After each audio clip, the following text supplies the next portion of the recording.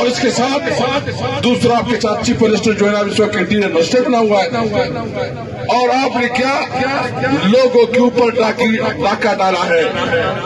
میں آپ سے پوچھتا ہوں کیا آپ لوگ اس کو معاف کریں گے؟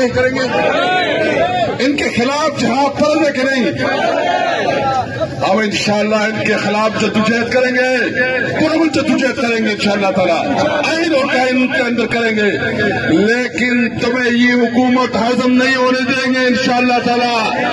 اگر تمہاری یہ غلط فہمی ہے کہ تم مجلسی حکومت کر سکو، نہیں بابا، نہیں کرو گے تم، ہمارے پاس عوام کا مینڈیٹ نہیں ہے، نہیں کرو گے انشاءاللہ تعالیٰ، تم سے ایک ایک پائی کا حساب لیں گے انشاءاللہ تعالیٰ۔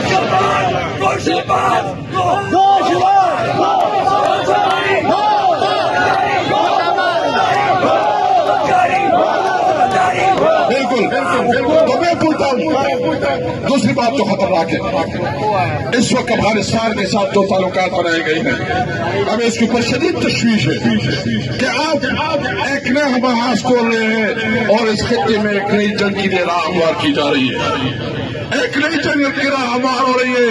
ہم اپنے علاقے میں، اپنے ملک میں، اپنی صوبے میں مزید کسی جنگ کو نہیں ہونے دیں گے۔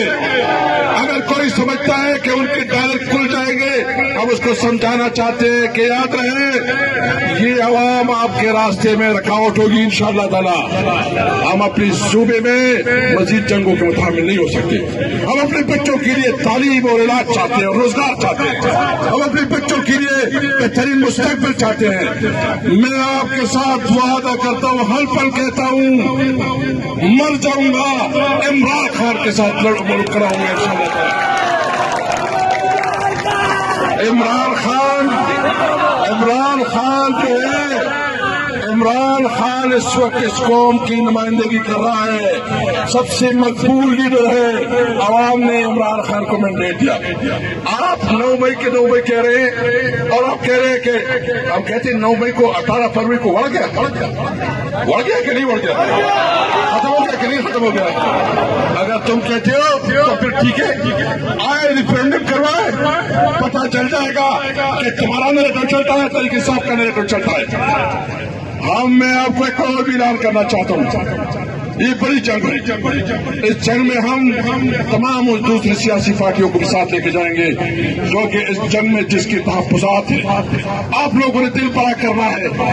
اس وقت اس ملک کی سیکورٹی اسٹیک ہے، سیکورٹی کی جو ہمارے ملک کی جو سرحدات ہے وہ اس وقت غیر محفوظ ہے۔ انڈیا کہتا ہے کہ میں نے پاکستان کے اندر جو ہے نا آپریشن کروائے ہیں، آپ افغانستان کے ساتھ تعلقات خراب کر رہے ہیں، ایران کے ساتھ آپ کے تعلقات شک کی بنیاد بن گئے ہیں، تو آپ تو غیر محفوظ ہو گئے ہیں۔ پاکستان کے اندر جو دہشت گردی شروع ہوئی ہے بہت بڑی تشویش کی باعث ہے، اس لیے ہم نے کہنا ہے کہ انشاءاللہ اس ملک کو ہم ایک آزاد ریاست بنائیں گے، آزاد خارجہ پالیسی ہوگی، اور جو الیکشن ہوا ہے اور جس نے ہمارے مینڈیٹ چوری کیا ہے اس کے خلاف ہم تمام سیاسی پارٹیوں کو اکٹھا کریں گے۔ پیپل پارٹی کے خلاف مسلم لیگ نون MQ کو ہم نہیں مانتے، یہ چور ہیں، انہوں نے مینڈیٹ چوری کیا ہے، اور اس کو انشاءاللہ تعالیٰ یہ حکومت نہیں چلنے دیں گے انشاءاللہ تعالیٰ۔ اور رسول خبر پختوں کیوں کما رونا جو بجلی پر کھا لے